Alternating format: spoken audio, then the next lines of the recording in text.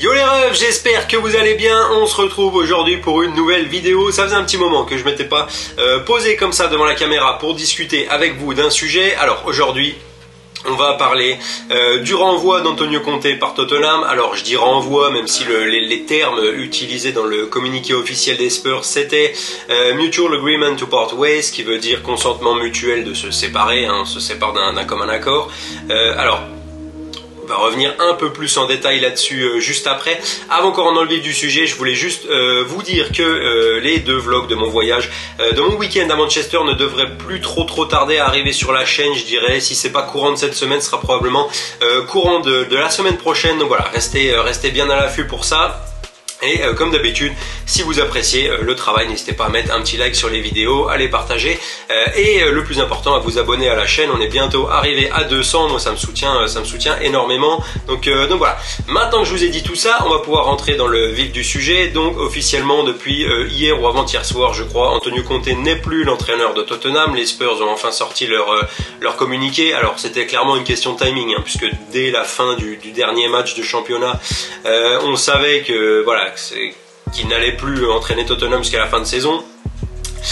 Petit point rappel du coup, le dernier match de championnat, Tottenham se déplaçait au St Mary's Stadium sur la pelouse de Southampton, et après avoir mené 3-1 pendant une bonne partie du match, Tottenham a concédé le match nul 3-3 en encaissant un penalty de James Ward-Prowse à la 92 ou 93e minute je crois, et un but de Theo Walcott, hein. D'ailleurs l'ancien Gunner, c'est assez ironique de voir qu'il marquait encore contre Tottenham, mais voilà, du coup résultat très décevant pour les Spurs, qui ont gâché une occasion claire de rester collé au top 4, et du coup en conférence de presse, Antonio Conte a fait du Antonio Conte. Il est sorti, voilà, c'était clairement une lettre de démission en direct live, hein. Il a dit c'est clairement pas une équipe qui est allée sur le terrain aujourd'hui, c'est 11 joueurs égoïstes qui ne veulent pas s'entraider, hein. Je vous cite littéralement les mots qu'il a utilisés, et après pareil, blast off sur les dirigeants. Il a dit ça fait 20 ans que les dirigeants sont là,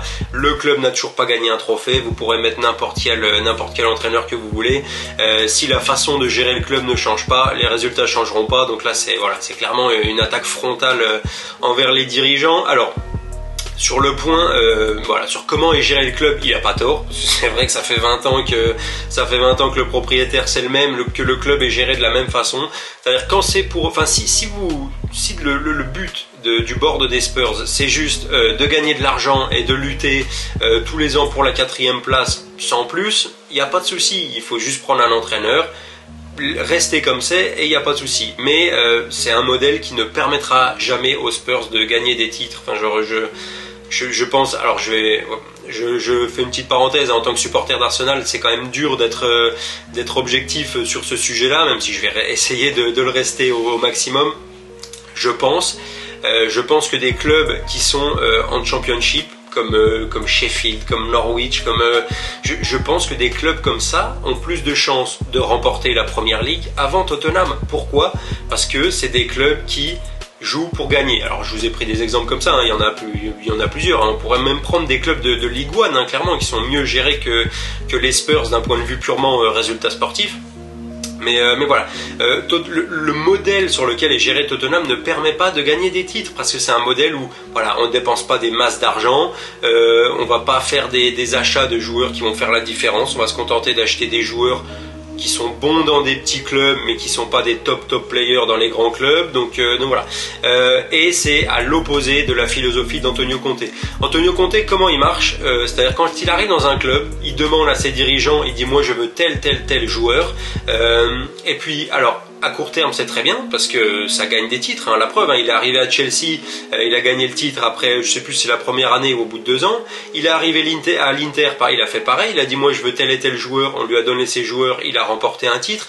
Donc son modèle, c'est un modèle qui marche bien à court terme puisqu'il a des résultats, et c'est prouvé, il a gagné des titres partout où il est passé, donc il n'y a pas de souci là-dessus. Mais à long terme, c'est un modèle qui met en péril la santé financière des clubs en fait. Et c'est un entraîneur qui peut très très vite se mettre à dos son board en fait. Pourquoi? Parce que quand il n'a pas ce qu'il veut, eh ben il va en conférence de presse et il dit voilà, si on n'a pas les résultats escomptés, c'est parce que les dirigeants ne me permettent pas d'acheter tel et tel joueur, et moi j'en ai marre de répondre à vos questions, pourquoi vous ne demandez pas à mes dirigeants et ceci et cela. Donc voilà. Et à chaque fois c'est pareil, on le sait, ça finit toujours de la même façon. À l'Inter c'est pareil, sur la fin ça allait plus du tout, la relation entre Conte et les dirigeants elle était plus bonne du tout, parce que les dirigeants ne voulaient pas continuer à investir massivement comme Antonio Conte le souhaitait.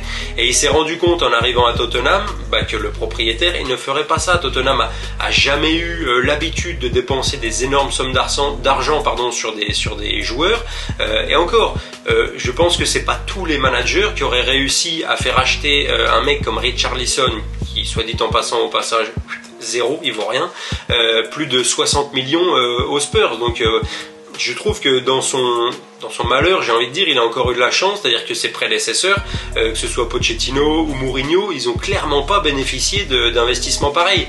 Donc voilà. Donc après cette sortie en conférence de presse où Conte il a fustigé tout le monde, hein, les joueurs, le staff et tout, voilà, c'était sûr et certain que ça allait se terminer. Alors on va pas se mentir, sa sortie c'est clairement pour se protéger lui, hein, quand on lit entre les lignes, ce qui veut dire c'est voilà, moi je suis un gagnant, j'ai gagné partout, vous avez beau me mettre à Tottenham, vous faites pas comme je dis, on pourra pas gagner de titre. Donc voilà, de sortir en conférence de presse après un match quand même, ça fait 20 ans que les propriétaires sont là et il y a toujours 0 titre de gagné. C'est quand même, voilà, c'est clairement, c'est une demande de divorce, hein, on va pas se mentir. Donc c'était juste une question de temps avant que ça arrive. Donc voilà, maintenant c'est officiel, Conte n'est plus l'entraîneur des Spurs et la question qu'on se pose, c'est quelle va être la suite de la saison pour les Spurs. Alors honnêtement, moi je le dis, je pense qu'ils peuvent quand même finir dans le top 4 parce qu'ils ont pas un effectif qui est horrible non plus, hein. Donc clairement il y a des trous dans l'effectif, mais ils n'ont pas un effectif horrible non plus. Et la chance qu'ils ont en plus de ça, c'est que les soi-disant pointures qu'on attendait dans le top 4, elles sont pas au rendez-vous. Chelsea, voilà, ça galère depuis le début de saison, ce sera un miracle s'ils accrochent une place européenne. Liverpool, c'est une saison... c'est un week-end, ça peut taper n'importe qui, et le week-end d'après, ça va perdre 1-0 contre Bournemouth. Donc voilà, c'est vraiment compliqué pour Liverpool, c'est pas une bonne saison. Mais voilà, donc Newcastle a largement baissé de rythme par rapport au début de saison. Donc voilà, tout ça mélangé fait que Tottenham a quand même encore une chance de conserver la 4e place qu'ils ont actuellement. Et s'ils se qualifient en Ligue des Champions, ce sera quand même une sacrée perf, hein. Et d'ailleurs, soit dit en passant, Conte il est arrivé, je crois, quand ils ont viré Mourinho, donc en octobre dernier, il me semble, octobre de la saison dernière, il a quand même réussi à qualifier les Spurs pour la Ligue des Champions, donc c'est pas rien. Alors ça me fait mal au cœur rien que d'en parler parce que c'était au détriment d'Arsenal, mais voilà, sur les résultats sur la saison dernière, c'était clairement une saison réussie pour lui, même s'il n'y a pas eu de trophée au bout. Donc voilà. Maintenant, voilà, qui va être nommé à la place de Conte, honnêtement j'en sais rien. Est-ce que Nagelsmann va être approché par les dirigeants de Tottenham? Parce que oui, alors, j'ai hésité aussi à faire une vidéo pour parler du sujet, mais Nagelsmann a été viré par le Bayern. Alors là c'est quelque chose de complètement autre que le renvoi de Conte, hein, puisque Nagelsmann il a clairement pas été viré pour des raisons sportives, le mec qui est encore en course pour 3 compétitions. Mais voilà, est-ce que les dirigeants des Spurs vont essayer de l'approcher? Pas sûr. Et est-ce qu'il accepterait si on l'approchait? Pas sûr non plus, honnêtement. Mais voilà. Donc on sait pas encore, hein. J'ai pas encore vu passer de nom de qui. Alors pour l'instant c'est l'ancien adjoint de Conte, j'ai oublié son nom, je vous le réafficherai juste ici, qui va assurer l'intérim en attendant qu'un autre entraîneur soit recruté, mais voilà. Maintenant, ce qu'il faut aussi noter quand même à la décharge de Conte, parce que voilà, le but c'est pas non plus de faire une vidéo pour dire voilà, c'est le méchant de l'histoire et tout, pas du tout, hein, mais voilà, on sait qu'il a ses méthodes. Ce qu'il faut aussi dire, c'est que les managers se succèdent depuis des années et des années à Tottenham et le résultat, il est le même. 0 titre, la bulle, rien. Pourquoi? Parce que, comme je l'ai dit, les dirigeants gèrent le club selon un modèle qui est fait pour gagner de l'argent, mais pas pour gagner des titres. Donc on a beau mettre quand même des grands managers, hein. Mourinho et Conte, c'est pas n'importe qui, c'est des mecs qui ont gagné des trophées partout où ils sont passés. Mourinho, c'est quand même, voilà, c'est le le mec a gagné toutes les compétitions européennes possibles, il a gagné partout où il est passé.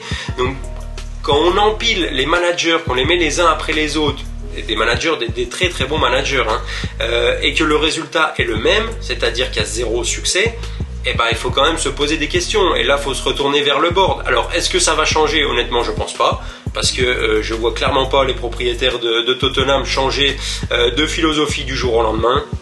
C'est un club qui, comme je l'ai dit, est fait pour générer de l'argent et pas des titres. Donc, je pense pas que ça va changer. Alors, il parlait de faire revenir Pochettino, je pense que c'est pareil, on fait revenir Pochettino aujourd'hui, et bah Tottenham ça continuera à lutter pour la 4e place sans avoir le moindre espoir de gagner quoi que ce soit. Tottenham a clairement pas les moyens de rivaliser avec les City, les Liverpool dans les bonnes saisons, les Arsenal et compagnie, donc voilà, au maximum ça se battra pour le top 4.